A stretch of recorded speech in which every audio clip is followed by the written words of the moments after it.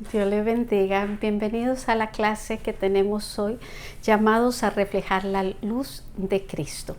Esta es una de las clases de la serie sobre el carácter cristiano ideal, así que le invito a ver toda la serie. Nuestra introducción comienza diciéndonos cómo uno de los privilegios que tenemos los hijos de Dios es reflejar la luz de Cristo a aquellos que no le conocen.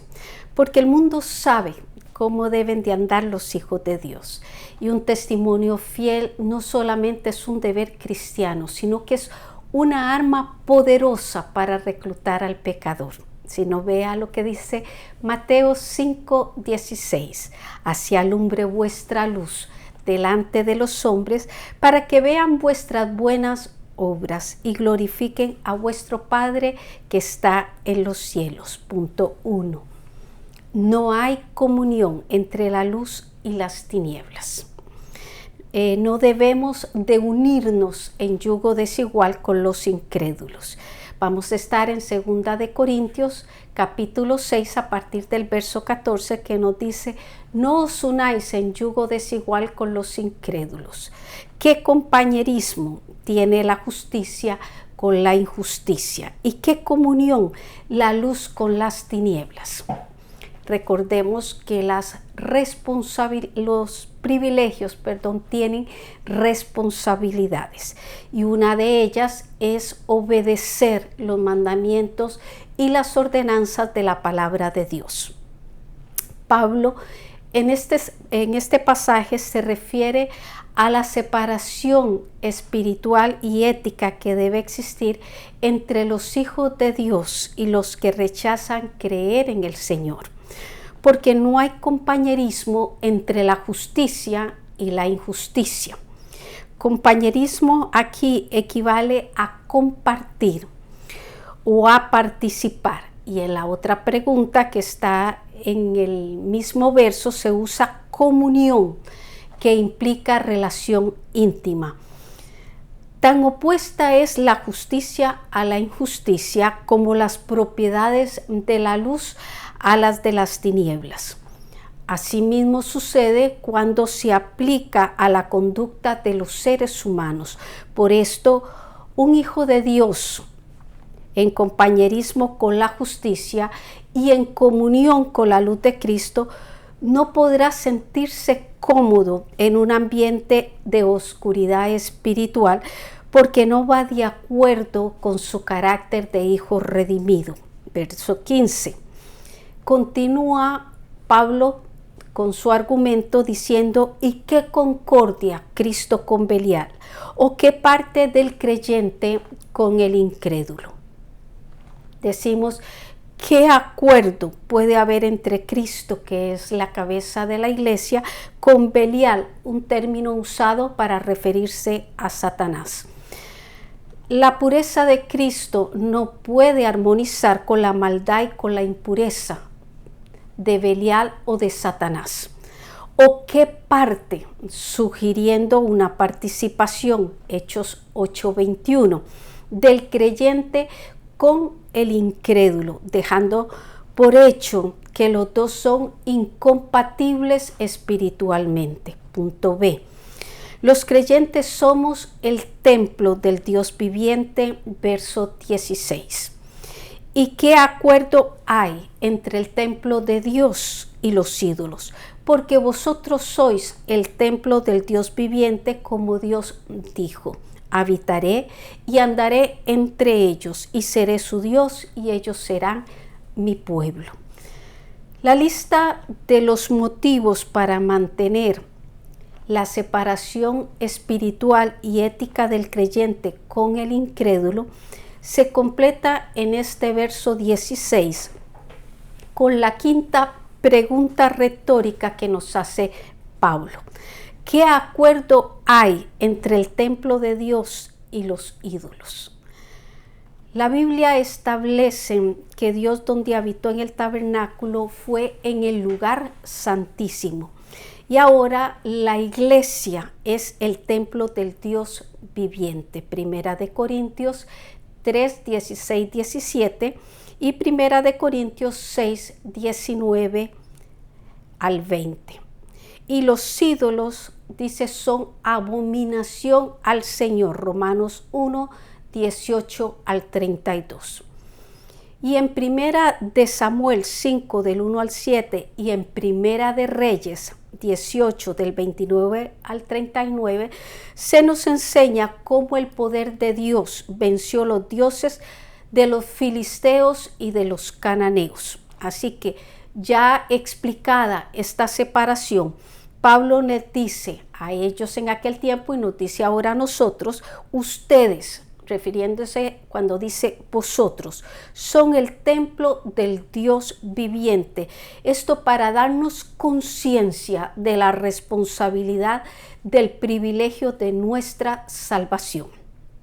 Por tanto, si hemos pasado de muerte a vida, debemos de romper con el paganismo y consagrarnos al Señor con toda nuestra mente y corazón. Primera de Tesalonicenses 1:9.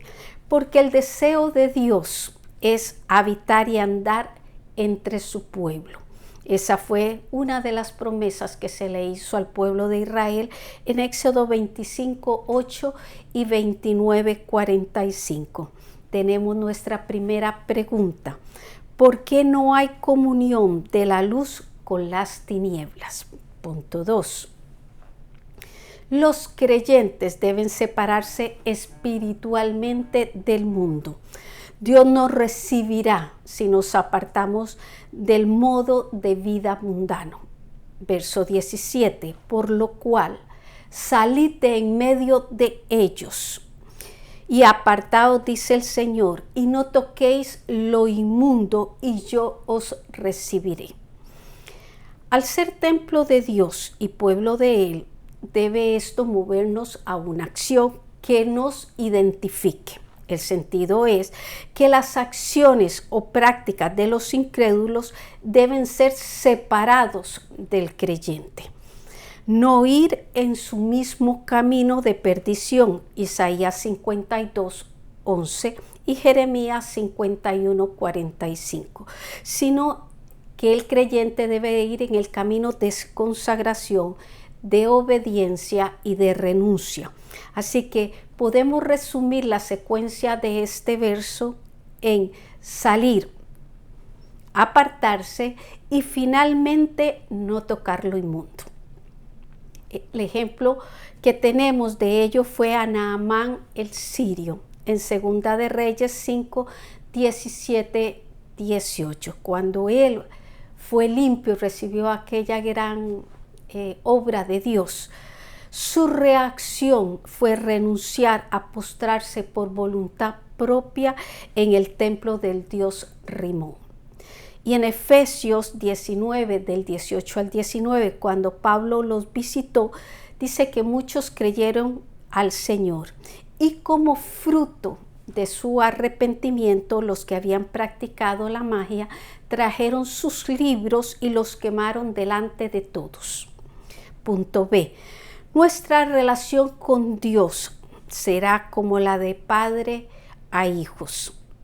Verso 18. Y seré para vosotros por padre, y vosotros me seréis hijos e hijas, dice el Señor Todopoderoso.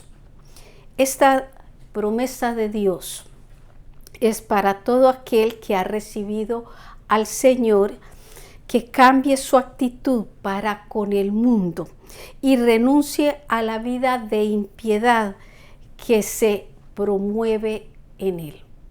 Y seremos, dice, no solo hijos, sino herederos de Dios, Romanos 16, 17. Pero para cumplir el propósito del Padre, el Hijo requiere disciplina. Segunda de Samuel 7, 14.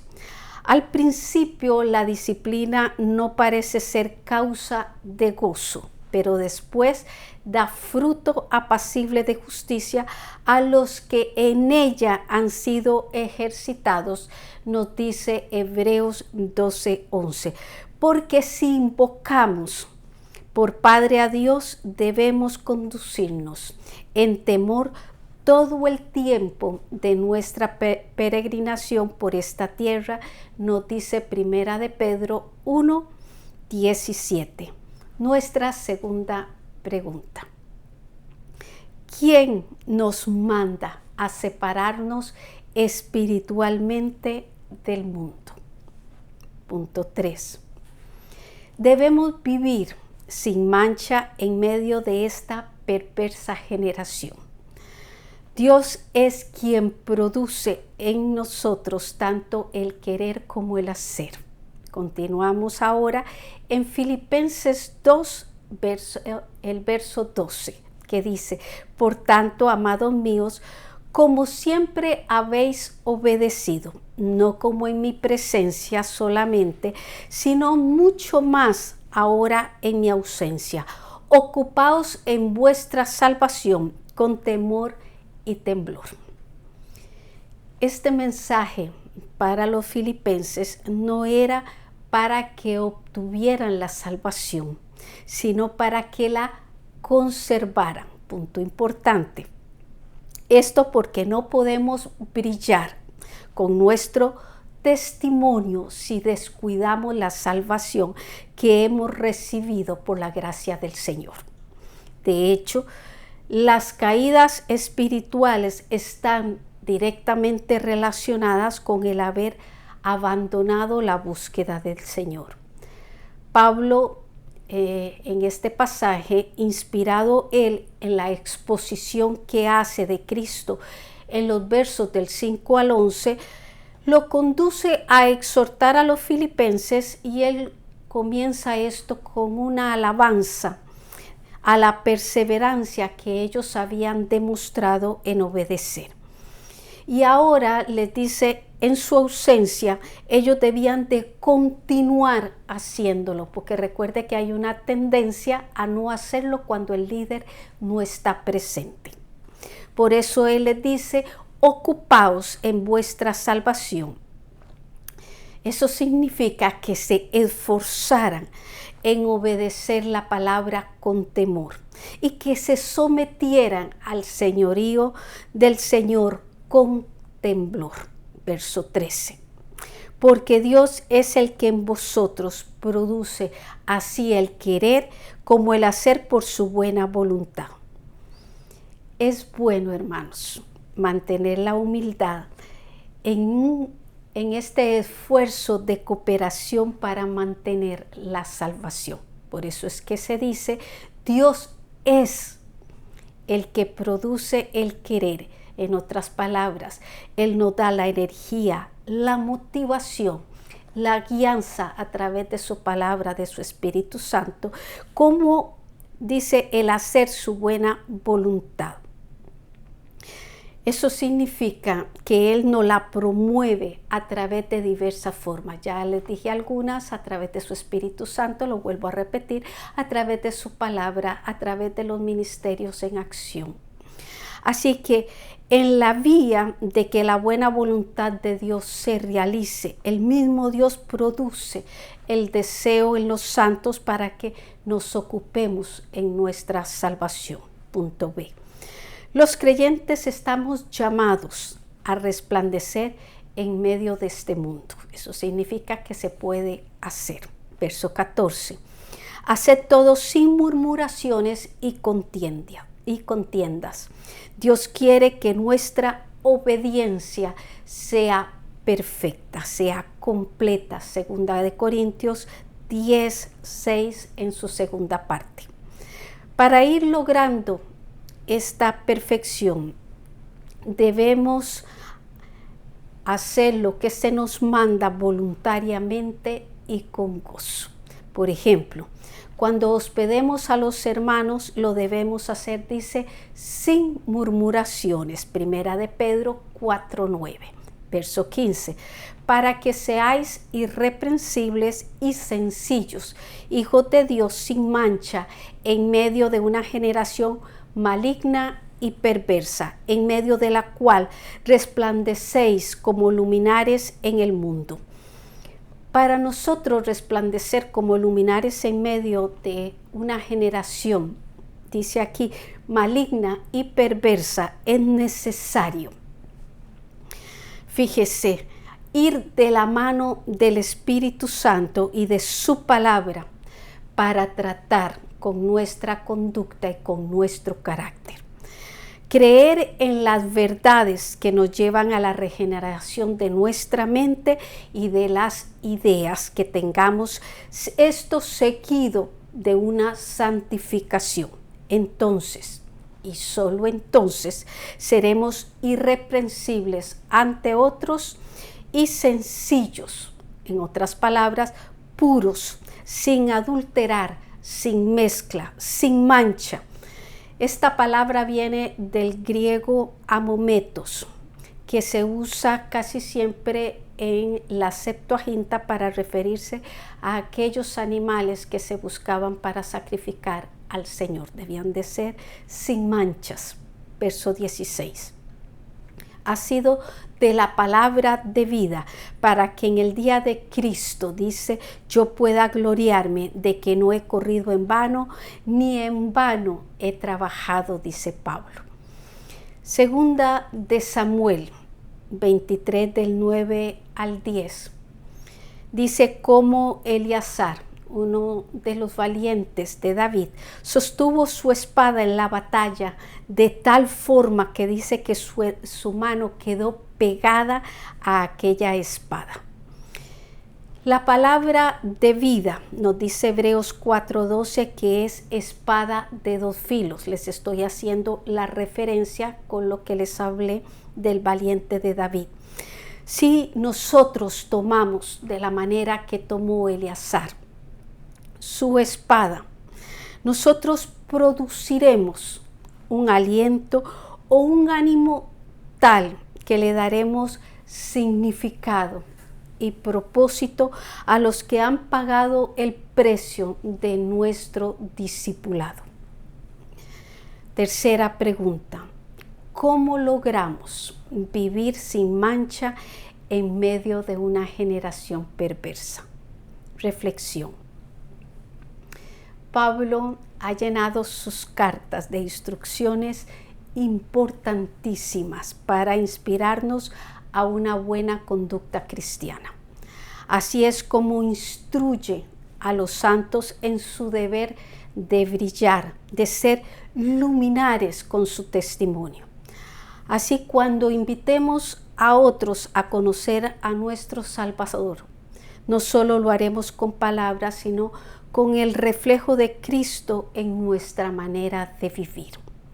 Por eso te invito a que sigamos en ese esfuerzo de cooperación con el Espíritu Santo, a fin de que todo nuestro cuerpo esté lleno de luz, no dejando ninguna parte de él en tinieblas. Entonces será tan luminoso, tan notorio ese resplandor que alumbrará el camino de otros hacia Cristo. Lucas 11:36. Los espero la próxima semana con la obediencia, un ingrediente del carácter santo. Que Dios los bendiga.